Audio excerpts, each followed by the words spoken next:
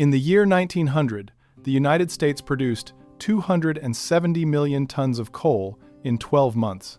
More than 57 million tons of that was anthracite, the hard coal that burned clean and hot, and nearly every pound of it came from a stretch of northeastern Pennsylvania, about 90 miles long and 30 miles wide. That coal powered every locomotive on every railroad east of the Mississippi. It fired every blast furnace in the steel belt from Pittsburgh to Bethlehem. It heated every tenement in New York, every row house in Philadelphia, every farmhouse in New England. And every single ton of it was cut out of the earth by a man holding a pickaxe. Picture a miner named Stanislaw Kowalski, Polish immigrant, 34 years old, working the Schuylkill County anthracite seams in eastern Pennsylvania. Stanislaw's shift starts at 5 in the morning. He rides a wooden coal car down a vertical shaft for 2 minutes into total darkness. He arrives at a working face 1,800 feet below the surface. His only light is a small flame burning on the front of his cap.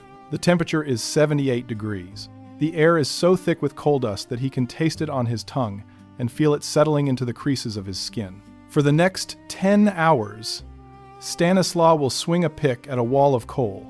He will load 8 tons of it into a cart by hand. He will be paid 92 cents. There were more than 600,000 men doing this same job across the coal fields of Pennsylvania, West Virginia, Kentucky, and Ohio that year. And what they built with their bodies, what they gave with their lungs and their backs and their years, was nothing less than modern America itself. This is how they did it. To understand why 600,000 men went underground every morning in 1900, you have to understand what coal meant to the country at the turn of the century. Coal was not one energy source among many. Coal was the only energy source that mattered. It had overtaken wood as America's primary fuel in the 1880s, and by 1900 it provided more than half of all energy consumed in the United States. There was no alternative. Oil was barely a curiosity. Natural gas was a byproduct that most drillers burned off at the wellhead. Hydroelectric power existed at Niagara Falls and almost nowhere else. If you wanted to move a train, smelt iron ore, generate electricity, heat a building, or manufacture steel, you burned coal. Period. The numbers bear this out. In 1900, American railroads consumed roughly 70 million tons of coal per year just to keep their locomotives running. The steel mills of Pittsburgh and the Lehigh Valley consumed millions more. Every factory with a steam engine, every city with a power plant, every home with a furnace drew from the same source. Coal was the blood of the industrial economy, and the mines were its beating heart. Without coal, every railroad in the country stops. Every steel mill goes cold. Every city east of the Rockies goes dark. And there was another dimension to this that most people never think about. Coal was not uniform. There were 2 fundamentally different kinds, and they came from different places and served different purposes. Bituminous coal, the soft coal, came from the hills of West Virginia, Kentucky, and western Pennsylvania. It burned dirty, but it burned hot, and it was the fuel of industry, the coal that fired the steel furnaces and powered the locomotives. Anthracite coal, the hard coal, came almost exclusively from a handful of counties in northeastern Pennsylvania, from Schuylkill and Carbon and Luzerne and Lackawanna. Anthracite burned clean and slow and threw off almost no smoke, which made it the fuel of choice for home heating in every major city on the eastern seaboard. When a family in Boston or Baltimore opened their coal chute and shoveled fuel into their basement furnace, that coal had been dug out of the ground by hand somewhere in the Wyoming Valley or the Panther Creek Basin of Pennsylvania. So when you hear that 57 million tons of anthracite were produced in a single year around 1900, understand what that means. That was all hand-cut, hand-loaded, and hauled to the surface by men and mules in the dark. And the mines they worked in were not shallow holes in the ground. If you have never seen a deep anthracite mine in cross-section, the geometry of it will stop you cold. But before we look at the blueprint, imagine the descent itself. You arrive at the colliery before dawn. The headframe rises against the sky, a wooden tower 30 or 40 feet tall, with a massive steam-powered drum at the top that winds the hoisting cable. You step into a cage, which is just an open platform with a metal gate across the front, barely large enough for 8 men standing shoulder to shoulder. Someone rings a bell. The cage drops. And I mean drops. The speed of descent in a deep shaft mine was startling, somewhere between 400 and 600 feet per minute. Your stomach rises. The walls of the shaft rush past in the lamplight, close enough to touch timber and rock and dripping water. The air changes as you go down. It gets warmer. It gets heavier. The smell shifts from cold morning air to something dense and mineral. A smell like wet stone and old wood, and something faintly chemical that you will later learn is the methane seeping from every exposed surface of coal. 2 minutes, sometimes 3. Then, the cage stops and you step out into a world that has no relationship to the one you just left. The darkness is total. Not the darkness of a room with the lights off, the darkness of a space that has never known natural light.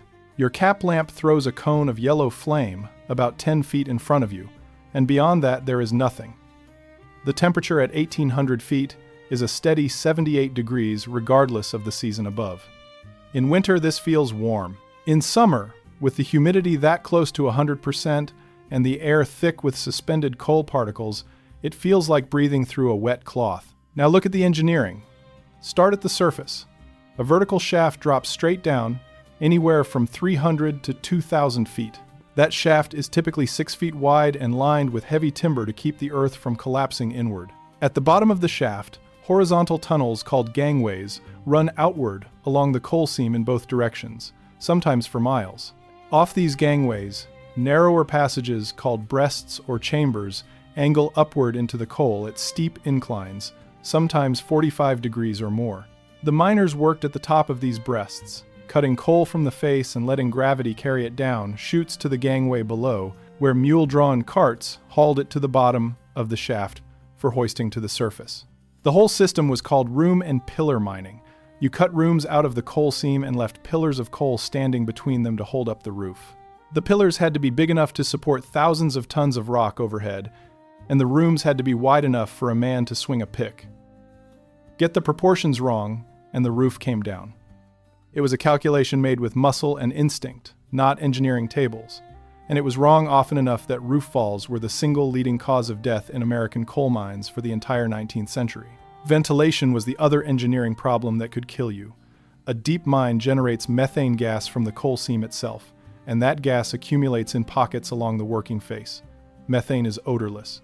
It is invisible, and in concentrations between 5 and 15%, it is violently explosive. One spark from a pick striking stone, one open flame held too close, and the methane would ignite in a fireball that traveled through the tunnels faster than a man could run. To prevent this, mines used ventilation systems. In the simplest and most dangerous version, a furnace burned at the bottom of one shaft, creating a draft that pulled fresh air down a second shaft and through the workings. The problem was obvious. You were fighting fire with fire.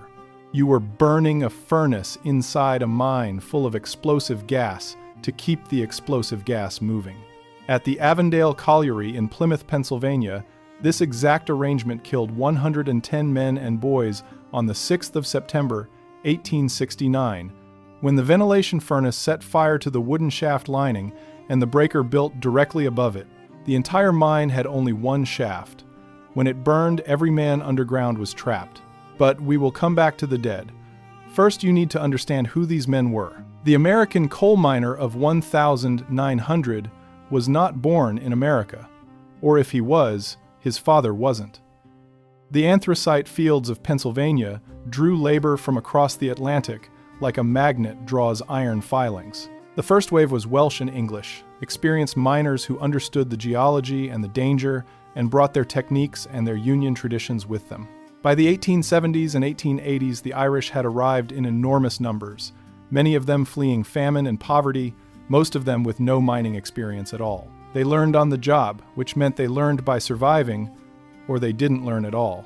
Then came the wave that defined the coal fields at the turn of the century. Poles, Slovaks, Lithuanians, Ukrainians, Italians, and Hungarians poured into the anthracite and bituminous regions by the tens of thousands.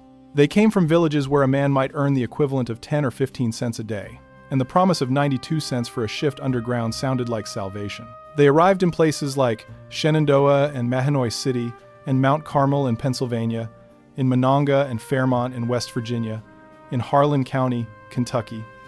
They lived in company towns where the mine operator owned the houses, the store, the school, and sometimes the church. They bought their food and tools with company scrip that was only redeemable at the company store, where prices were set by the same people who set their wages.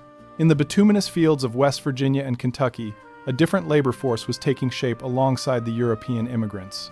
Freed black men and their sons, many of them only one generation removed from slavery, found their way into the coal camps of southern Appalachia.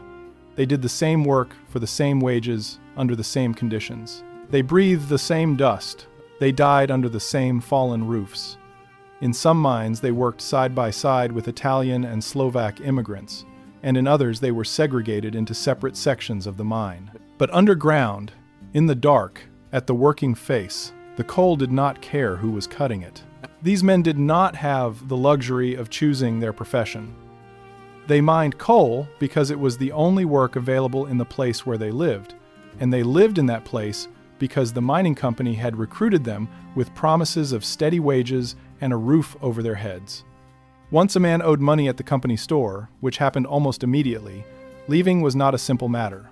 The store extended credit against future wages. The company deducted rent, tool charges, blasting powder costs, and lamp oil from the pay envelope before the miner ever saw it. A man might work a full month underground and open his pay envelope to find he owed the company money. This was not unusual. This was the system working as designed. The houses in a company town were built by the company, owned by the company, and maintained at the company's discretion, which meant they were often not maintained at all. A typical miner's house in a Pennsylvania patch town was a frame structure with 2 rooms downstairs and 2 rooms upstairs, shared by a family of 6 or 8 and sometimes a boarder or 2, because taking in boarders was one of the few ways a miner's wife could supplement the family income. Water came from a common pump. The outhouse was out back. Heat came from a coal stove, fed with coal purchased from the company. In winter, the wind came through the walls. The women in these towns worked as hard as the men, though their labor was unpaid. They washed coal-blackened clothes by hand. They cooked for their husbands, their children, and their boarders. They carried water. They tended gardens that grew in the shadow of culm banks, and when the mine whistle blew at an unexpected hour, which was the signal for disaster, they ran to the shaft head and stood in the cold and waited to learn whether they were wives or widows. If you subscribed because you care about the people who built this country with their hands, you are in the right place. Because what these men did with nothing but hand tools and firelight is almost impossible to believe. Now picture Stanislaw again at his working face, 1,800 feet underground. His tools are simple. He carries a pick, a hand drill, a short-handled shovel, a sledgehammer, and a powder can. His light is a cap lamp, a small brass fixture mounted on the front of his cloth cap. In the earliest years, it was an open-flame oil wick lamp, which is exactly as dangerous as it sounds inside a mine full of methane gas. By 1900, many miners had switched to carbide lamps, which burned acetylene gas produced by dripping water onto calcium carbide pellets inside the lamp housing. The flame was brighter and steadier than the old oil lamps, but it was still an open flame in an environment where open flames killed people. In some mines, the Davy safety lamp was used, an older British invention where the flame was enclosed in a fine wire mesh that prevented it from igniting gas outside the lamp. But Davy lamps gave poor light, and miners who were paid by the ton preferred the brightness of the carbide lamp because they could see their work better and cut faster. Speed meant money. Safety meant less money. This was not a difficult calculation for a man feeding 5 children on 92 cents a day. The work began with undercutting. Stanislaw would lie on his side at the base of the coal face and swing his pick horizontally, driving a narrow channel into the bottom of the coal seam. This channel, called the kerf, was typically 3 to 4 feet deep and 6 inches high. He was lying in a space barely wide enough to turn over, swinging a heavy pick in the dark, chips of coal spraying back into his face and eyes. His shoulders and elbows took the worst of it. After years of undercutting, a miner's joints swelled and stiffened until he could barely raise his arms above his head. The sound of the pick hitting coal is distinctive. It is a sharp, ringing crack followed by a splintering sound as the coal fractures along its natural cleavage planes. In a quiet mine, you could hear the picks working 3 or 4 chambers away, a rhythm of impact and pause, like a dozen heartbeats out of sync. The undercutting might take 2 or 3 hours for a single section of face. Once the kerf was cut, he drilled holes into the top and sides of the coal face using a hand-cranked auger or a breast drill that he pressed against his chest and turned with a handle. Into these holes he packed black powder, tamped it with a copper-tipped rod to avoid sparking, inserted a fuse, and stepped back around a corner of the pillar. When the charge detonated, it broke the coal away from the face in large chunks, sometimes several tons at a time, collapsing into the space left by the undercut. Then came the loading. This was the real labor. Stanislaw shoveled the broken coal into a wooden cart on iron wheels, filling it to overflowing. A full cart weighed between 1 and 2 tons. He filled 4, 5, sometimes 8 of these carts in a single shift. He was paid by the ton, not by the hour, and the coal was weighed at the surface by a company man whose accuracy was a frequent subject of dispute. Miners suspected, and sometimes proved, that the scales were rigged to undercount their tonnage by 10 or 20%. The typical wage was about 92 cents per day for loading, though it varied by region, by mine, and by the quality of the coal seam. In some seams, the coal was 6 feet thick and relatively easy to work. In others, it was barely 3 feet, and the miner spent his entire shift crouching or crawling. This work destroyed the human body. The constant inhalation of coal dust deposited carbon particles deep in the lung tissue, where they could never be cleared. This condition, known as black lung disease, or coal workers' pneumoconiosis, turned healthy men into invalids over the course of 10 or 15 years. A miner in his 40s who had worked underground since his teens would cough constantly, struggle to breathe at rest, and eventually suffocate from the inside as his lungs hardened into something closer to stone than tissue. There was no treatment. There was no compensation. When a miner could no longer work underground because he couldn't breathe, he was simply done. If he was lucky, his sons were old enough to take his place. And speaking of sons, we need to talk about the breaker boys, because in the year 1900, there were roughly 18,000 children working in the anthracite coal fields of Pennsylvania alone. Some were as young as 8 years old.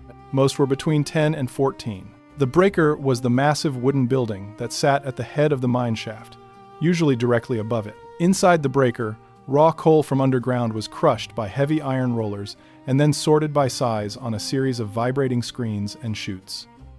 The breaker boys sat hunched over these chutes on wooden benches, picking slate, rock, wood, and other impurities out of the coal as it slid past them. They worked without gloves because the bosses said gloves slowed them down. The coal was sharp. Within weeks, a new breaker boy's fingers would be cut and bleeding.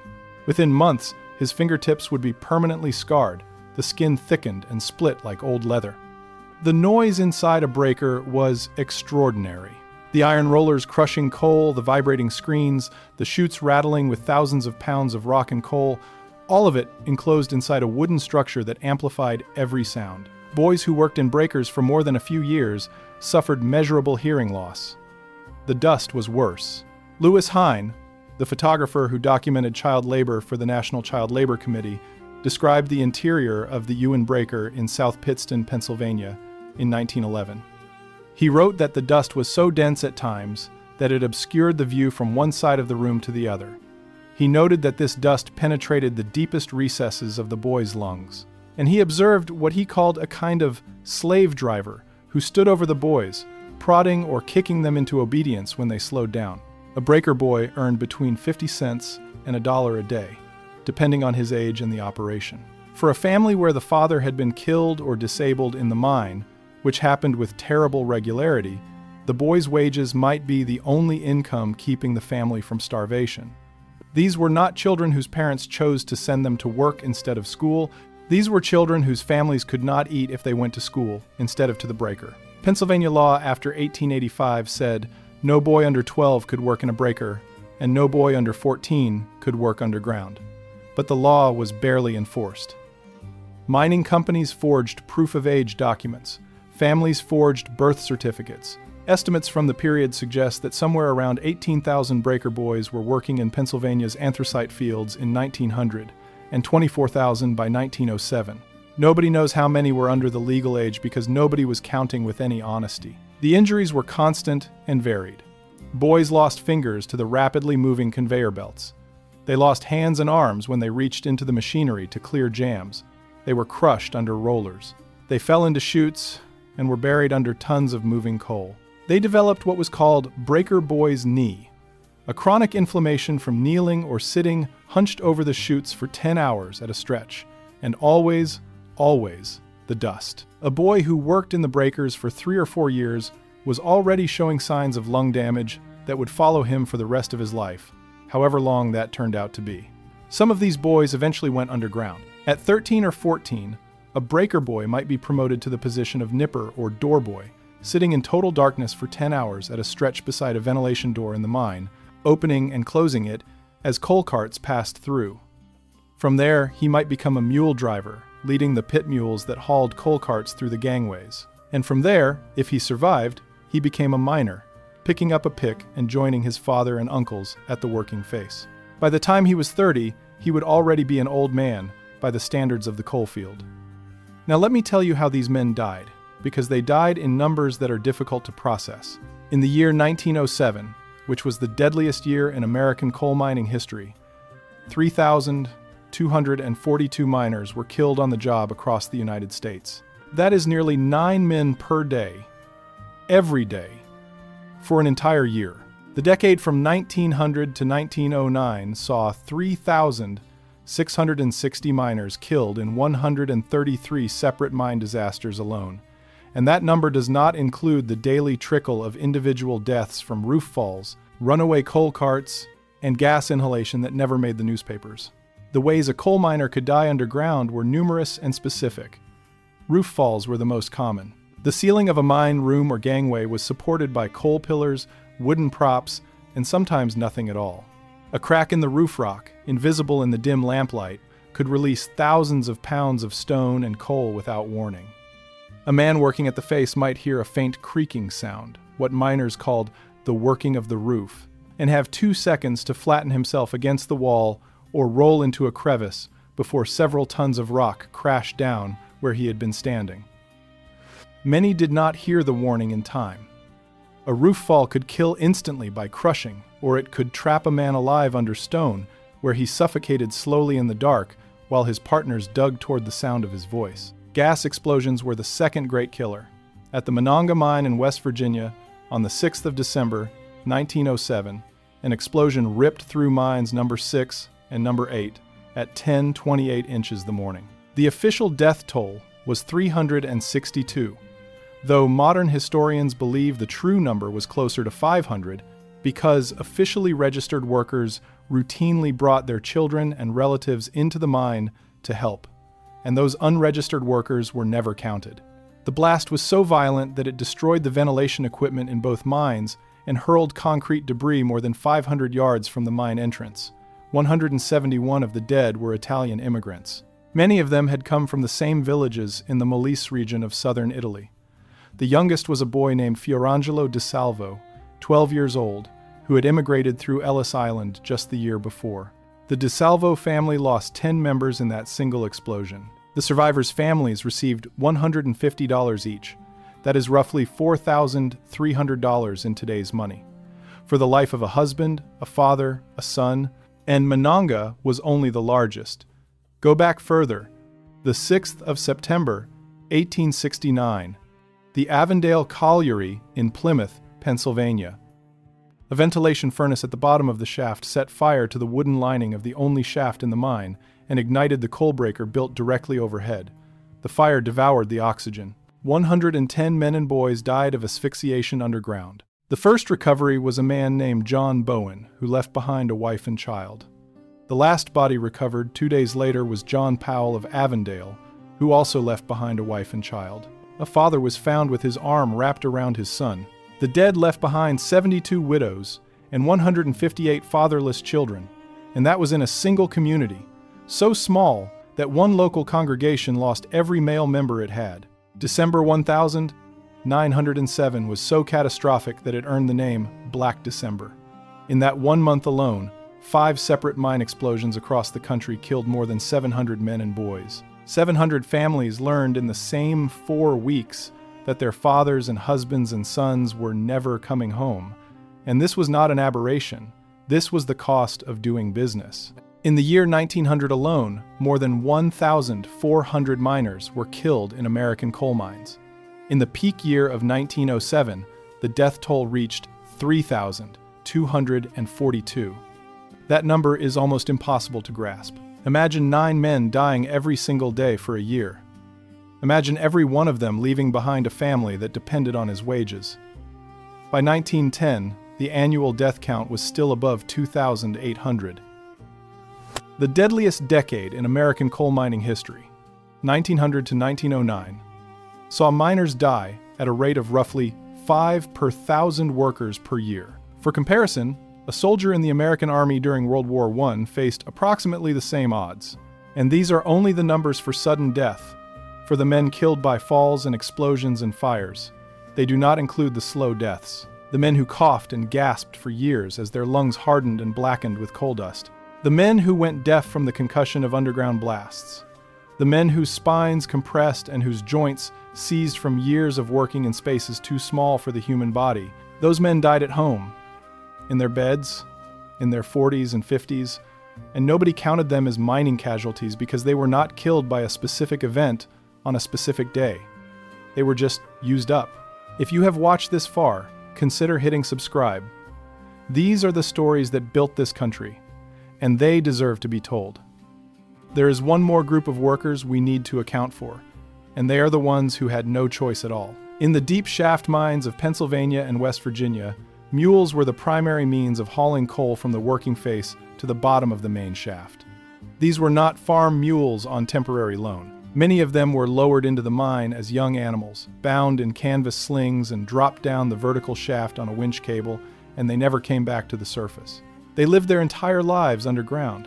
They were stabled in underground chambers cut from the rock, chambers with wooden stall dividers and stone drinking troughs filled from the mine's water supply. They were fed on a diet of chopped hay and corn, and they worked 8-hour shifts hauling strings of loaded coal carts through the dark gangways. A single mule might pull 30 tons of coal in a shift, trip after trip, along underground rail tracks that ran for miles through the mine workings. The mules learned the routes by feel and by sound. They memorized every turn, every low ceiling, every place where the rails curved and the cart might jump the track. They knew how many carts they were hitched to.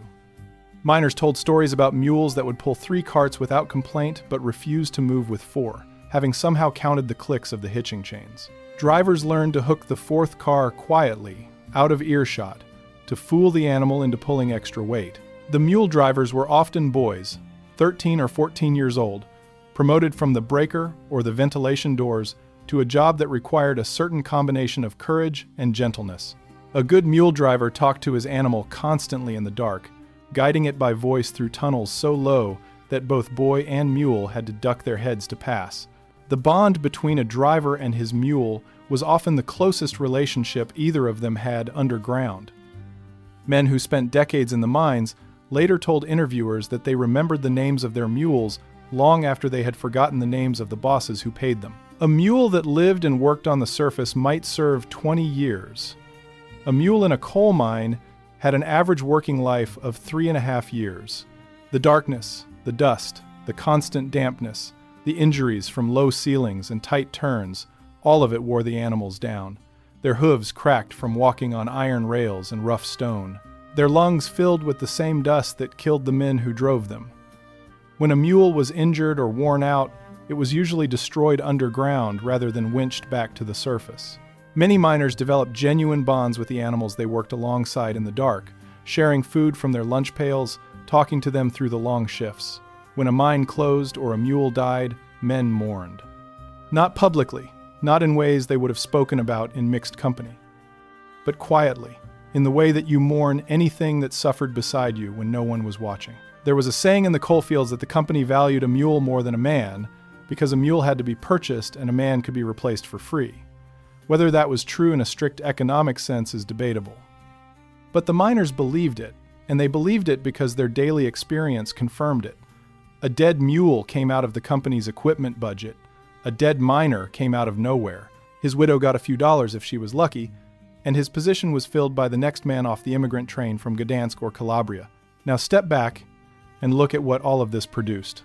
Every ton of steel that Andrew Carnegie shipped from his mills in Pittsburgh was smelted with coal dug out of the hills of western Pennsylvania and West Virginia. Every railroad tie laid on the transcontinental routes was made from timber milled with coal-fired steam. Every girder in every bridge, every rail on every track, every nail in every building frame was forged in a furnace that burned coal cut by hand from a seam underground. The Brooklyn Bridge, the Woolworth Building, the steel frames of the new skyscrapers rising in Manhattan and Chicago, all of it was coal made solid. The cities themselves were coal. The light in the cities was coal. The heat in the cities was coal. The trains that carried people and goods between cities were coal. America at the turn of the century was not powered by coal the way we say a car is powered by gasoline. It was built from coal the way a house is built from lumber. Remove the coal and the entire structure disappears. There are no railroads. There is no steel. There are no electric streetcars, no telegraph networks, no factories, no cities as we know them. There is no industrial America without coal, and there is no coal without the men who cut it. And the cost of that exchange was borne almost entirely by a class of people who had no alternative and no voice. They were immigrants who spoke Polish, Slovak, Italian, Hungarian, Lithuanian, and a dozen other languages that the mine bosses neither spoke nor cared to learn. They were freed black men whose choices in the Jim Crow South were limited to sharecropping, domestic service, or the mines. They were Welsh and Irish families who had crossed an ocean to escape one kind of poverty and walked directly into another. The profits from their labor built mansions on the main line outside Philadelphia and brownstones on Fifth Avenue in New York. The coal barons, men like Franklin Gowan of the Reading Railroad and Henry Clay Frick of the H.C. Frick Coke Company lived in a world so distant from the mines that produced their wealth that they might as well have been on separate planets. Frick's mansion on Fifth Avenue, which is now a museum, was built with the labor of men who lived in company shacks with no running water and heated their own homes with coal they were required to purchase from their employer at a markup. This is not a story about labor politics or union organizing, though those stories are real and they matter. This is a story about what it cost in human life and human suffering to build the physical infrastructure of the richest industrial nation on Earth. And the cost was staggering. Between 1,900 and 1,910 alone, more than 20,000 coal miners died on the job in the United States. That is the population of a small city, erased in a decade, and replaced by the next wave of men desperate enough to go underground. Today, most of the deep anthracite mines in Pennsylvania are sealed. Some were abandoned when the coal ran out, others were closed when water flooded the workings faster than pumps could remove it. A few were shut down by fires that still burn underground even now, more than a century after they were lit. The town of Centralia, Pennsylvania, sits above a mine fire that has been burning since 1962 and is expected to continue for another 250 years. The ground is hot to the touch. Steam and carbon monoxide seep from cracks in the roads. Almost everyone has left. If you drive through Schuylkill County or Luzerne County today, you will see the remnants. Concrete foundations where breakers once stood, overgrown rail spurs where coal trains once ran. Culm banks, the mountains of waste rock pulled from the mines, rising above the tree line like gray pyramids. And cemeteries, small cemeteries, many of them established by the mining companies themselves, where the headstones bear names in Polish and Slovak and Italian and Welsh, Stanislaw and Jan, and Giuseppe and Evan, men who came from somewhere else and ended here, their lungs full of anthracite dust, their names carved into sandstone that is itself slowly eroding. In the Washburn Street Cemetery in Scranton, 61 of the 110 victims of the Avondale mine disaster are buried in 3 rows. Their headstones, the ones that still stand, bear names like Thomas Hatton, William Hatton, Thomas Morris, David Thomas, John Bowen. They were mostly Welsh, mostly young, and they died because the mine had only one shaft, and the coal company considered a second shaft an unnecessary expense. The anthracite region produced its coal. It built its railroads and its steel mills and its cities, and then it was used up and left behind, and the men who did the using were buried in the ground they had been digging in their whole lives. 600,000 men went underground in the year 1900. They carried picks and shovels and cap lamps. They crawled into spaces that would make you claustrophobic standing upright. They breathed dust that was killing them with every breath. They sent their sons to the breaker at 8 years old because the family couldn't eat if the boys went to school. They worked beside mules that would die in 3 years and children who would be coughing blood by 20. And they cut 270 million tons of coal out of the earth with their hands so that the rest of the country could have light and heat and steel and speed. That is what 50 million tons of anthracite cost. Not in dollars, in men. If you want to understand what this country was built on, the real foundation beneath the concrete and steel, these are the stories that matter. Subscribe, because next time we are going deeper.